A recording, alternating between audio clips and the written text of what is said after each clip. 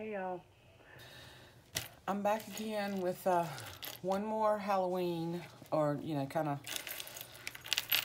Halloween kind of creepy, a little more on the creepy side journal, not cutesy like the last two I did. I've had this super old book in my stash for quite some time, and I had intended to make something out of it. And I love this green, this grungy cover.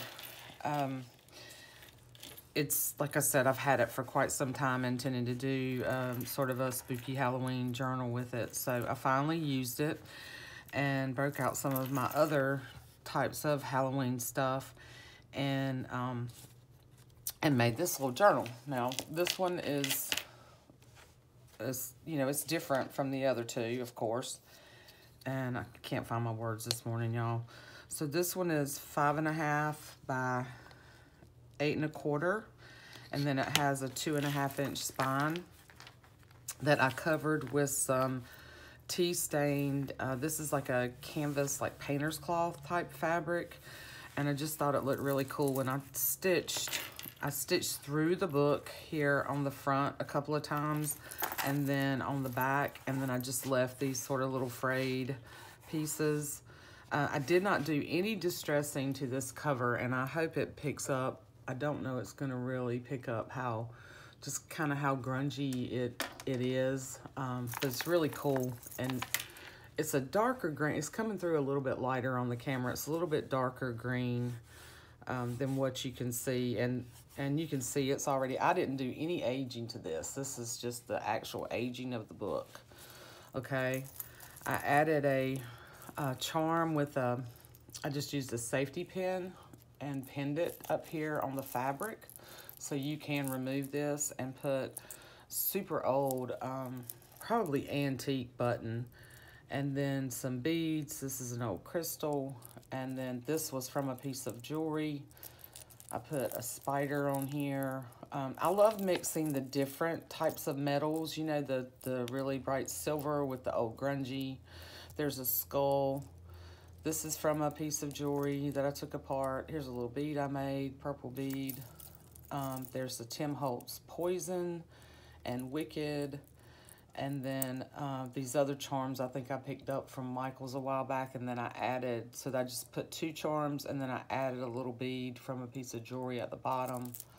Got this cool little hand, bones, and then this super old vintage little key that I picked up on eBay. I hope you can see that. I don't think I was really focused, because I'm more focused down here. Let's see. Yeah, there we go. That's better. So yeah, you can see all the really cool stuff that's on this little charm. And this is a Tim Holtz charm piece. This is the clip part, but I used it opposite and used a jump ring up here to attach it to the safety pin. Anyway, really cool charm. It's got 3 signatures. I used the gray wax linen thread to bind it in, and then just tied twine around it for the closure. And on the front, there's this several layers of burlap, and then there's some tea stain paper, some scrapbook paper that I grunged up, some labels that I stamped. These were some of those labels that Jessica Rapp had made, like the old Denison labels. And then, so I stamped the labels on like some paper bag, and then did some other stamping on top with another stamp with like lettering on it. I can't remember what stamp that was, but I made a bunch of those and had them in my stash. And then this is a flower that I used layers of paper flowers and painted. I think I just used a Sharpie and kind of painted them black, and then used this old vintage button in the middle. And then these are Tim Holtz pieces, the butterfly, the clock. They were stickers, and what I like to do with my stickers is put them on, back them onto something, and then glue them on. Sometimes I'll use them that way. if I'm using them in my journals and things like that, I'll just add a little bit of extra glue and use them, you know, as the sticker. Down here, one of the little Tim Holtz saying that says something dreadfully wicked. And up here it says the strange story. And then two vintage buttons that I glued on. And this image, I believe, came from a Craft Consortium paper. And I can't remember which line it was, but in there, it might have been like a Generations or it was definitely vintage looking papers. And there's a few papers in there that had all these photographs, like Polaroids, old pictures. And I thought these two ladies looked pretty creepy. I had actually started to maybe like draw witches' hats on them, but then I thought, no, I'm just gonna leave them like they are. And if you happen to purchase this journal and you want it, I think that would be kind of cool to do that if you want to. But I think they were sort of creepy looking enough. Anyway, so you can kind of make your own story with it. But yeah. So inside you can see I used some, on the inside I used some of the cheesecloth and then a tea-dyed muslin. And this is the grunge, like that's the way the book was. And I just thought that was super cool, so I just left it. I just left that like that. The super grungy look. So, like I said, it has 3 signatures. These are some little extra things in the back. I'll show you those in a minute. And 54 pages times 2 gives you 108 pages. So, to write on, there's a lot of blank space in here to add journaling, to add photos, if you want to document Halloween, if you want to kind of make a sort of a spell book or a, you know, just whatever kind of things you like to do. I kept it fairly neutral, you know, not a lot of embellishments. I tucked a lot of things in here for you to use and did some embellishing, but it's fairly fairly plain, but there is some fun stuff in here too. So one of Renee's super grungy, really cool tea-dyed papers, scrapbook paper, and then I took a rusty paper clip and clipped in a couple of little tags. This is an old Tim Holtz paper. I also used some of the pages from previous books that I had made, like I did in the other one. Used some of those in here and used scraps of the tea-dyed paper to make, you know, hinges to add those pages to make a signature. So here's one of the stamps, kind of like a photo mat with the pumpkins, and it also serves as sort of a little tuck. So I tucked this other little picture in here. That came from that paper line as well. Some deli paper. This is from a, I think this was like a flyleaf page from maybe that witch's book that I did last year. Had a tear in it, I just left that. Put some ledger, some of that music, some of that really cool music paper. And then here I clipped in a pocket I had made. Made several of these pockets last year when I did the Halloween journals last year. And there's some goodies tucked in here. There's a bunch of little things tucked in here that you can use. This is some mixed media paper. This is pretty thick that I was playing around with tea dyeing or coffee dyeing. I can't remember which one. But I thought this would be cool as a journaling spot or to make a cool tag or something out of, so I stuck that in there. And this is some printables that I found a while back that I printed and fussy cut out and then backed with some tea-stained index cards and then inked around the edges and made a little tag. So this is like a the Toad Broomstick, purveyors of the finest spices, potions, and spells. It would help if I could read, right? And this is a love potion. And then another one of those little labels. So I just tucked this in here with a paper clip, with one of the paper clips that I made. And this one has like a witch's hat charm on it. Just these are really fun. I love making these things with the beads. It's a good way to use up use up a lot of beads. If you have a lot of broken jewelry and random beads and stuff, it's really fun. So this was some scrapbook paper. This is one of the other pieces that I put together. I did not put buttons or anything in here. I just left the strings long. I thought for a more creepier type journal, I just left these hanging down at the bottom, and you could add whatever you wanted to them. One thing I did do, and I was inspired by Joey Defy, and I know I'm butchering her name every time I say it because I'm Southern and I cannot say her name right. Excuse me.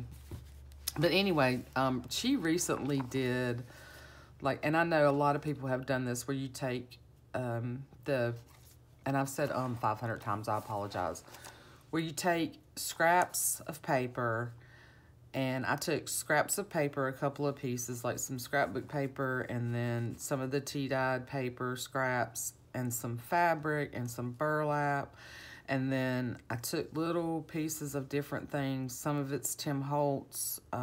This, I think, was a Graphics Fairy image, and kind of glued it all together, and then ran it through my sewing machine to make like these really cool little strips. And this is these are really fun. I'm gonna do some more of these with different types of elements, but I have so many little bits of things that, you know, sometimes I struggle to use all that stuff up, or different ways of using it. And this is just really fun to use up a lot of scrap little fabrics and bits. Doesn't take a ton of time to do. I mean, it takes a little bit, you know, but not super simple. And you can create, you know, like little tucks, or you can just use it as, you know, sort of an embellishment to the page. So I added another one of those little cards with the mixed media paper, and then these were little pieces from that Craft Consortium paper too. They had these little airmail pieces. I thought they were kind of cool. So this just kind of tucks up underneath here like that and stays. More music paper. I did repeat elements in here, kind of like I did the other ones, throughout the signatures, but different things too. This was a tag that I made a while back. Just a couple of pieces of vintage music, scrapbook paper, recycling, you know, recycling packaging, and then this is like a paper bag type packaging on the back that I glued on and stitched around it, made a big tag or like a bookmark. This would be fun to embellish too if you wanted to, or you could just simply use it as a bookmark, the way I have it put in here. Love Renee's papers. Ledger, more scrapbook paper. This was from one of the books that I had started. This was a fly leaf from some book. I thought that this is the only kind of really other color I have in here, other than the sort of the Halloween. I just thought this blue was pretty, a little bit different contrast in here. Black cardstock, music. This was from a Tim Holtz. I cut it out, and then I just used my white gel pen to kind of give him a little bit more interest, make him look a little creepier. And he's just glued on there. He's not a tuck spot or anything. More, this is another fly leaf page. Another little photo mat with stamping. And then here's another one of the strips that I made. Took one of the pumpkins that I had stamped and colored. This is a little cabinet card. Graphics Fairy. These are Tim Holtz. The rest of it's Tim Holtz, and then behind it is more of that cheesecloth and some muslin and scraps of scrapbook paper, and another little Toad and Broomstick Prophecy Potion little tag.